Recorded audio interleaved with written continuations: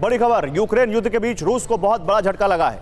रूस के पास fighters pilot की भारी कमी बताई जा रही है और ऐसा है तो रूस के लिए यह एक मुश्किल हो सकता है। युद्ध में फाइटर उड़ा रहे ज्यादातर पायलट ट्रेंड नहीं है, यह कहा जा रहा है। फाइनेंशियल टाइम्स ने यह खबर दी है, उसके हवाले से खबर यह है कि रूस में फाइटर पायलट्स की कमी हो गई है। युद्ध में फाइटर जेट उड़ा रहे ज्यादातर पायलट ट्रेंड नहीं है। हालांकि फाइनेंशियल टाइम्स, वेस्टर्न मीडिया, क्या इस खबर पर ज्यादा भरोसा करना चाहिए, क्योंकि ऐसा कोई एयरफोर्स का बहुत ज्यादा इन्वॉल्वमेंट रूस का दिखा नहीं है और उस इन्वॉल्वमेंट में अगर रूस को फाइटर पायलट्स का इतना नुकसान हुआ नहीं है तो फिर ये कमी हुई कहां से? ये सवाल बहुत बड़ा है। आइए जल्दी से आपको बताते हैं इस बारे में, लेकिन पहले मैं एक कमेंट ले लेता हूं। मैं एक छोटा सा कमेंट जनरल साहब को ले लेता हूं। जनरल साहब, एक छोटा सा कमेंट इस पर, फाइटर पायलट्स की कमी, फाइनेंशियल टाइम्स की खबर, आपको लगता है इस खबर में दम है?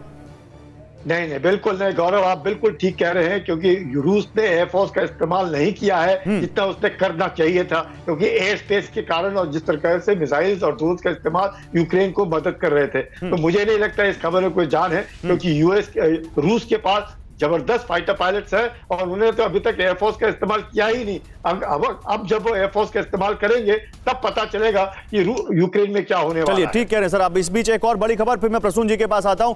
क्रीमिया पर क्रेमलिन प्रवक्ता का बहुत बड़ा बयान आ गया है। क्रीमिया जो कि इस पूरे वॉर की दुखती रग है यहां पर यूक्रेन की, क्रीमिया रूस का है और रहेगा, यह कहा है दिमित्री पेस्कोव ने। क्रीमिया पर किसी ने आंख उठाई तो घातक अंजाम होगा, ये दिमित्री पेस्कोव, क्रेमलिन के प्रवक्ता। क्रेमलिन जो कि रूस की सरकार का मुख्यालय है जहां पर पुतिन बैठते हैं, क्रीमिया को लेकर मुगालते में है पश्चिमी देश, ये कहा है पेस्कोव ने। आइए जंगबाज सरनाश की अगली कड़ी जल्दी से दिखाते हैं आपको। क्रीमिया रूस का अटूट हिस्सा है, ये दिमित्री पेस्कोव जो कह रहे हैं, ये किसको मैसेज है, वेगवाल पर दिखाते हैं। जल्दी से पीसीआर लेकर आइए, क्या है यहां पर ये दिमित्री पेस्कोव का कहना। क्रीमिया रूस का अटूट हिस्सा, दिमित्री पेस्कोव, क्रेमलिन के प्रवक्ता।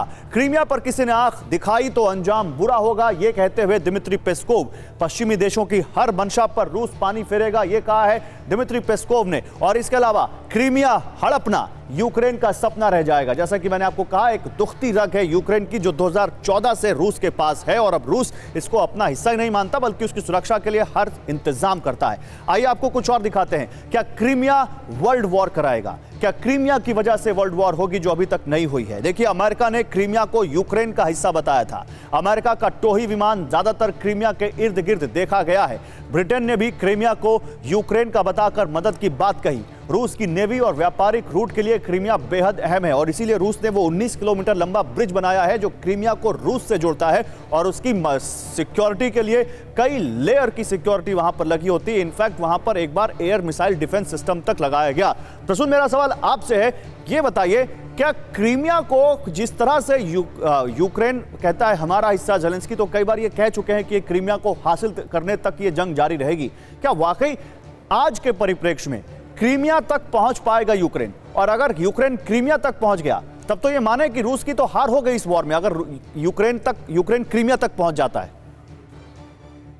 गौरव, अभी की परिस्थिति से ऐसा लगता नहीं है और ये ज्यादा प्रोपेगेंडा और इंफॉर्मेशन वॉर ज्यादा लग रहा है और प्रोवोकेशन वेस्टर्न वर्ल्ड की तरफ से ज्यादा हो रही है रशिया की टुवर्ड्स। पर अगर आप देखिए ग्लोबल साउथ जिसको बोला जा रहा है, वो सारी कंट्रीज न्यूट्रल हैं, तो इसमें यूएस इन्फ्लुएटेड और नेटो कंट्रीज ही उसको प्रोवोक कर रही है। पर बाकी 2 दिन पहले यूएस से भी एक स्टेटमेंट आया था, भारत की एक अहम भूमिका रही थी पुतिन को ये मनाने के लिए कि कोई न्यूक्लियर वेपन यूज ना किया जाए।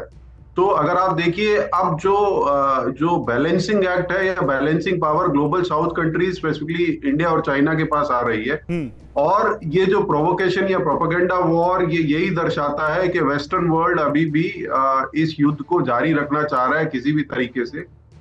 जबकि चाइना ने अभी कुछ दिन पहले 12 पॉइंट्स का एक प्रपोजल रखा था इस वॉर को एंड करने के लिए, वो शायद दरकिनार या उस पर कोई डिस्कशन हो नहीं रहा है। भारत G20 का जो प्रेसिडेंसी लेते हुए भी और काफी चीजें ऑन द ग्राउंड भी कर रहे हैं, अगर आप देखिए उसका इम्पैक्ट दिख रहा है। तो ये जो क्लेम है कि यूक्रेन वापस ले लेगा, ये निराधार लग रहा है। ठीक है, और ये प्रोपेगेंडा इंफॉर्मेशन ज्यादा लग रही है। ठीक है, चलिए मैं आप लोगों के पास आता हूं, लेकिन जो इस 12 पॉइंट के सीज फायर समझौते के प्रपोजल की बात की आपने, वो यूरोपियन यूनियन ने एंडोर्स किया है। यूरोपियन यूनियन कह रहा है कि उस पर काम होना चाहिए और ये इस तरह से ये युद्ध थम सकता है।